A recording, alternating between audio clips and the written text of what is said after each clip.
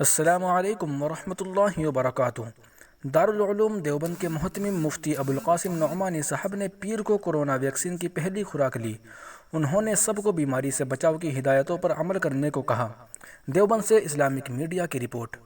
مفتی ابوالقاسم نعمانی اور مولانا عبدالخالق مدراسی نائب محتمم دارالعلوم دیوبند نے ہاسپٹل پہنچ کر کورونا ویکسین کی پہلی خوراک لی۔ انہوں نے تمام باشندوں سے مشترکہ طور پر وائرس اور بیماری سے لڑنے کے لیے کہا۔ انہوں نے لوگوں سے کہا کہ وہ ویکسین کے بارے میں افواہوں پر توجہ نہ دیں اور خود کو ویکسین لگوائیں اور احتیاطی تدابیر اختیار کریں۔ انہوں نے لوگوں سے اپیل کرتے ہوئے کہا کہ کورونا کے خلاف حفاظت کے لیے ہر ممکن اقدامات اٹھائے جائیں، ماسک پہنیں اور جسمانی فاصلے کا مشاہدہ کریں تاکہ انسان کورونا کے چیلنج پر قابو پائے۔ اس موقع پر H T M Deoband Rakesh Kumar Singh بھی موجود رہے۔